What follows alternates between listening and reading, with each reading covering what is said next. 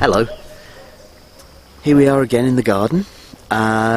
It's already the day the day Hun Kan, Hun Rakan, and I'm a bit late making this video, to be honest. I usually make them on the 13th day. Yesterday I was like super busy all day, so here we are on One Kan making the One Kan video. One Kan, what's it all about? Well, as you know, I'm really interested in seeing the progression of the Tresenas, the way that one moves to the another. And we went through Trecena of Kan, death, Kawok, rebirth. Then we went through the Trecena of where we start to go out and have some new experiences. And now we're moving into the Trecena of Kan, which is all about wisdom and power. So it can be certainly seen about empowering the wisdom that have come from these experiences that we've had on the road. It can also be seen about going out and finding new wisdom, finding new ways to use your experiences to bring that wisdom into your life. So this is the theme. It's a really interesting way that it moves. I always, I like to see the thing as a whole, and seeing it from One Kan, the seed, the beginning of the wisdom that leads ultimately to 13 Noch, which is like the ancestral knowledge. So it's really interesting to see kind of like that's where we start, that's where we're going, and then we got the journey of the Trecena that takes us through. So, One Kan, one, beginnings, birth, this new seed that's beginning to sprout, this new seed that we need to give some help to sometimes, We're going to give it water, we're going to give it fertilizer, we're going to give it sunlight so it can grow. And what is the potential that it's growing? The potential is the potential for wisdom. And with that wisdom, there is a potential for power. Now, there is no direction to that power. The way that that power is used or abused is up to the person that wields it.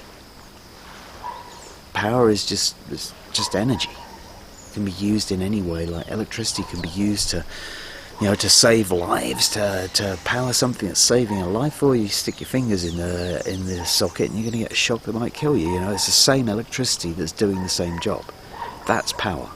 Okay, so the understanding of how to apply the power is really important. That comes from teaching, that comes from training, that comes from the sharing of wisdom. And that is one of the things which I really consider about Kan in its connection with the teacher, because it brings out the teaching ability. And teaching, in its purest form, is the sharing of wisdom which empowers others. Okay, so this is a day to begin that process. It's a day of new teaching. It's a day of new wisdom. It's a day of the beginning of the empowerment. Now that might be your own empowerment. Maybe it's a good day to begin to, to take a course, to learn some new wisdom. Maybe it's a great day to begin to pass on your wisdom in one way or another. There are possibilities. So from One Kan, we then go to Tu Kame. Tu Kame, Kame representing death, transformation, Kame representing facing your fears as well. And the number 2, well, that can be self-sacrifice, that can be relationships. Kame might be asking kind of like what you're afraid to lose, or what can you sacrifice in order for your new wisdom to come in. It's a great day to make sacrifices on behalf of your relationship, personal relationship. 2 is also seen as self-sacrifice. And so it's self-sacrifice in order to empower, in order to bring wisdom, in order to transform. So, we don't always get the opportunity to transform without a little payment of some kind or other. However we want to work, whatever we want to give, whatever we want to let go of, so that we can move to the next level. Tu Kame is saying, well, you might be a little bit scared to let go of it. Maybe you're not sure whether you're ready to let go of something right now. Maybe you're not sure whether you're ready to transform. Maybe you don't understand yet what wisdom it's going to bring. But if there was a day to give in order to face your fear, the 2 kame is it. From 2 kame we go into 3 kech. Now that's kind of an interesting challenge, because kech is the wilderness. Kech is all out there. Kech is, the mountains and the forests and everything that's around us. And then the number 3 brings it inside. So it's connection with what goes on within you. It's connection with your own nature. Through your home. Through your place. To bring your own nature into your home. To bring your wisdom into your home. Now, kech is also the strength that we gain from the natural world. And 3 kech could be very much about learning how to bring it inside of you. It might still be a good day to walk out in the woods or walk out in the wilderness, but probably alone. And focus on what you're feeling inside, what wisdom comes to you. How can you strengthen by being in nature, by connecting with the trees and with the rocks and with the mountains? So these are the ways that we can do it. This is the way that a 3 can work, because the other thing about the 3 is that sometimes when they try to apply their power outside, there's 3, kech can be very strong, but the 3 is kind of blocked in the outer world. And so they can feel something inside this connection or whatever, but when they try to express it, it doesn't quite work out the way that they planned it to. And so 3 kech might sort of suggest that kind of thing. It's kind of like a day to be aware of your strength, be aware of your inner strength, and maybe not try to push things too much, maybe not try and be too dominant, and certainly not try and be too stubborn about something, because you might find you just keep hitting the brick wall as you go through. 3 kech gives way to 4 anil. Now, anil, the ripening, the yellowing, the abundance that comes, the harvest that we're bringing in, and the number 4 representing this physical material plane. So 4 anil is a great day to be putting into the physical any projects or plans that you're trying to finalise. So, if there's some, in all of our projects, in all of our ideas, in our gardens or whatever, there is a physical element that we've got to put into it, and 4 anil is exactly the day to be doing that.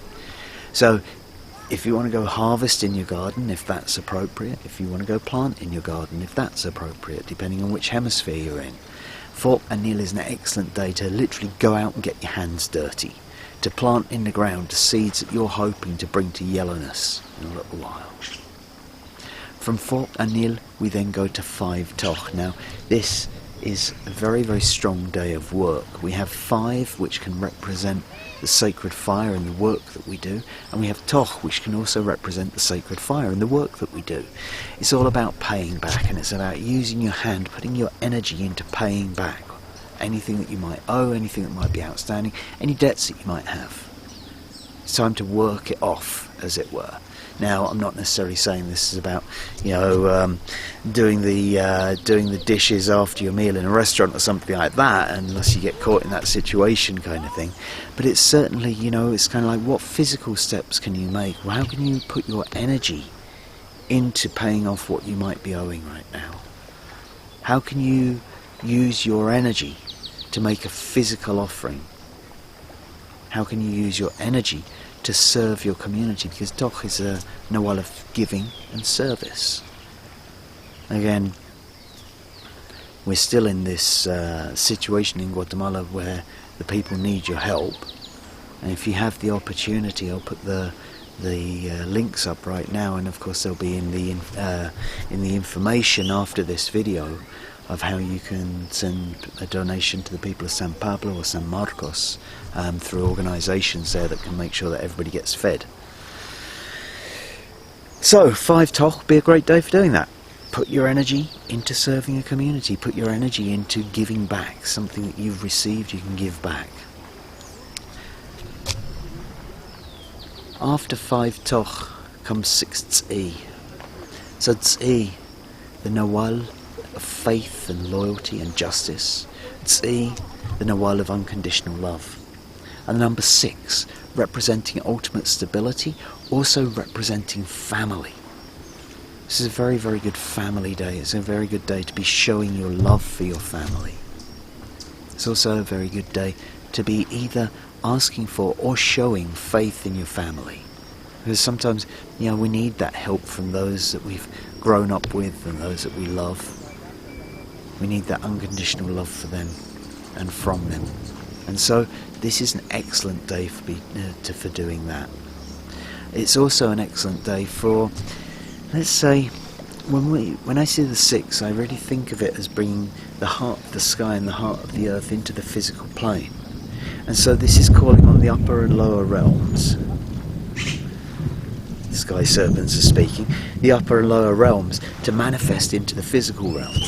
And he also has that connection with law and justice. So it might be a good day when kind of like, let's say, divine law is served in the physical realm. Those days when you've been waiting for something to happen because you're looking at something which is unjust unravelling in front of you.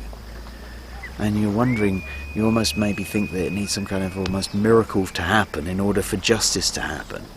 Well, 6th could be one of those days, and certainly if you were moving into that situation, if you had any legal matters to resolve, you might find that it's a great day to bring stability to any of those kind of situations. So if you've got an appointment, like if you're looking to book an appointment with your lawyer or something like that, 6th is a great day to do it. After 6th comes 7 bats. So 7 bats, the end of the weaving.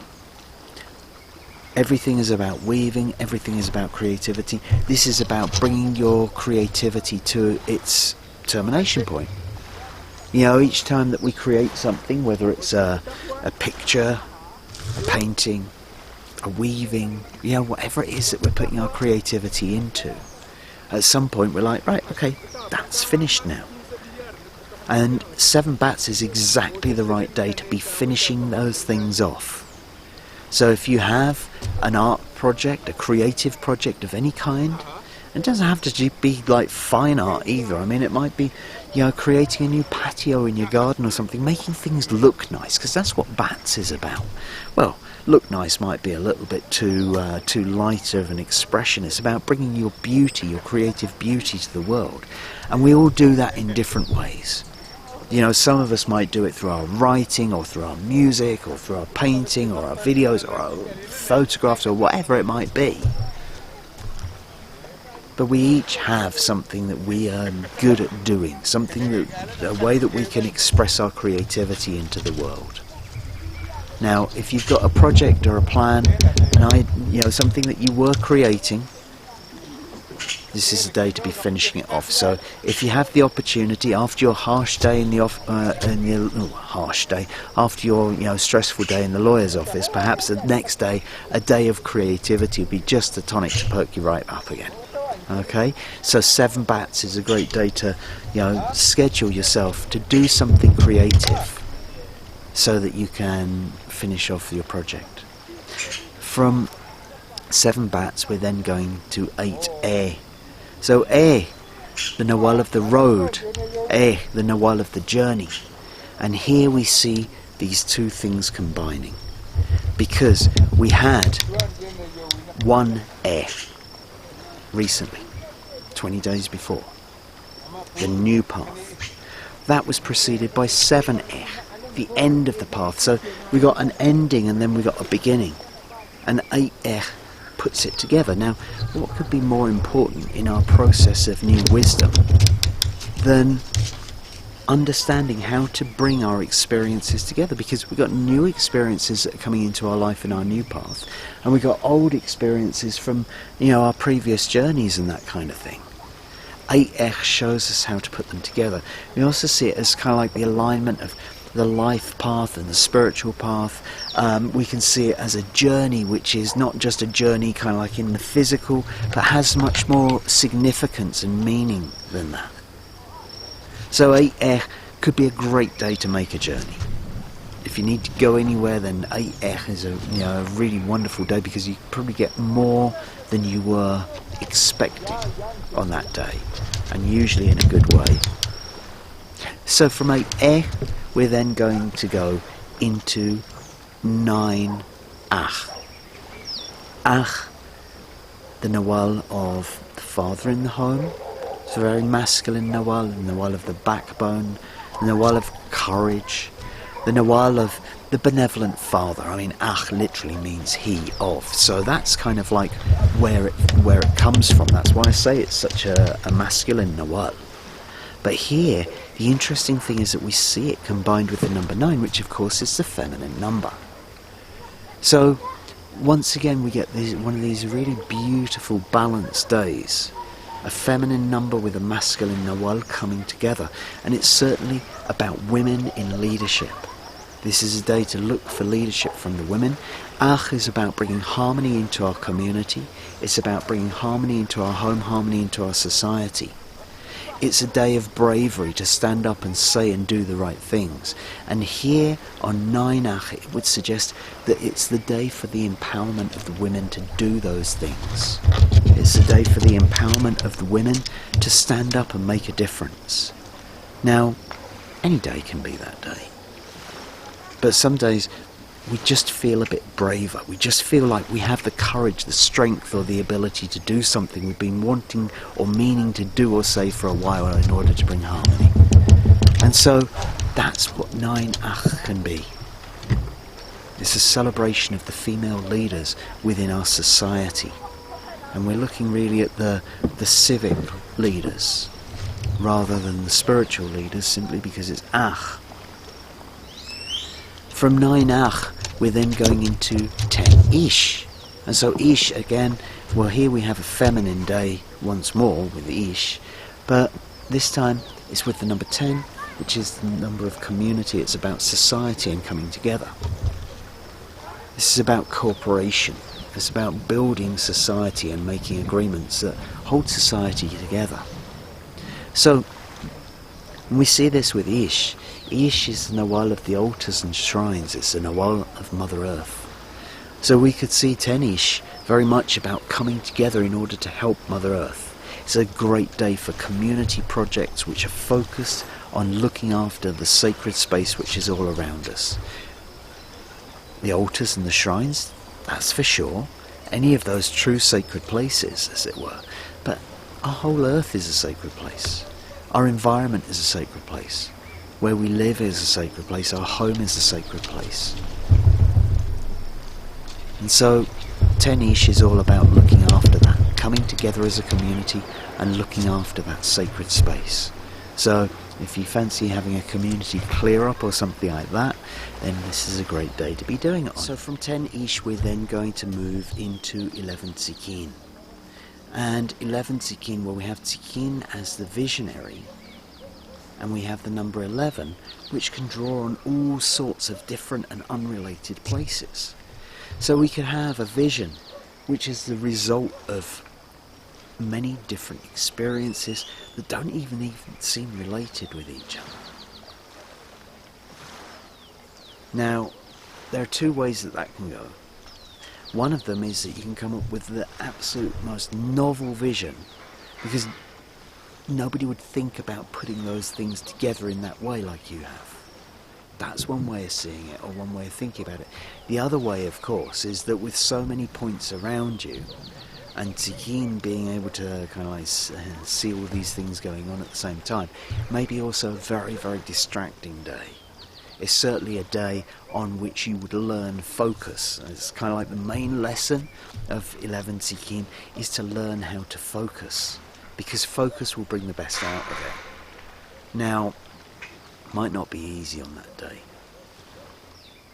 but if you can, that'd be the thing to do. Now, the other thing that I also see is kind of like the 11. Sometimes I think of it like a join the dots picture. And in order to see what the join the dots picture is, you have to like focus out, right? You have to like see the bigger picture. And that's the way that the dots are connected. And so 11 Tzikin can also be a day for seeing the bigger picture. From 11 Tzikin, we're then going to go into 12 Achmach. Achmach, forgiveness and pardon. Achmach, all about being a human. Now, 12 Achmach, that's a really high numbered Achmach day. And what we could see with that is that there may be some really powerful experiences that happen on that day. Now, how do you resolve them? Well, how do you forgive? You have to have it in your heart first, right? You have to understand that we're all human, and everybody's as human as the next person. We all have we all make mistakes and all that kind of thing. And here we have it combined with the number 12. Well, the number 12 is the bringing together of all of your life experiences. And so it may be something, on 12 Achmach, this is a day for big forgiveness. This is a day to let go of something big. How do you let go of it? By drawing on your life experiences. Maybe it happens on 12 Achmach. Maybe it is something that you've been holding on to for a while, and you manage to put together your life experiences in order to forgive it on 12 Achmach. But that kind of thing would be a very, very useful way for 12 Achmach to be employed. And finally, from 12 Achmach, we're then going to go into 13 Noch. 13 Noch, ancestral knowledge. It's a great day to be connecting with the ancestors. It's a great day to be putting that knowledge together. It's a great day for the knowledge that comes from spirit. However that works, whether you need to know something, it's a great, 13 days are always good days to be talking with mediums or whoever it is that you use or you work with to access the other world, as it were, or through yourself as well. Great day for guided meditations, great day for any kind of thing like that. And what do you expect to gain from it? Wisdom from the knowledge, because it's the end of the wisdom Trecena. And so 13 Noch can be a very, very powerful day. It's a great day to work with that ancestral knowledge, to receive it in one way or another. Perhaps reading a book about the Maya, for example. What better ancient knowledge for me to be suggesting that you study on 13 Noch. But 13 Noch can really bring a breakthrough, because it could suggest that it's not just about you reading that knowledge. It's not just about you taking in that information. It's kind of like you read it, but the ancestors are speaking at the same time. And so it may be going in a bit deeper. It might be going in a more profound way. So, that's the Trecena of Kan. I hope that was useful for you, and I look forward to seeing you for the Trecena of Tihash. Thank you.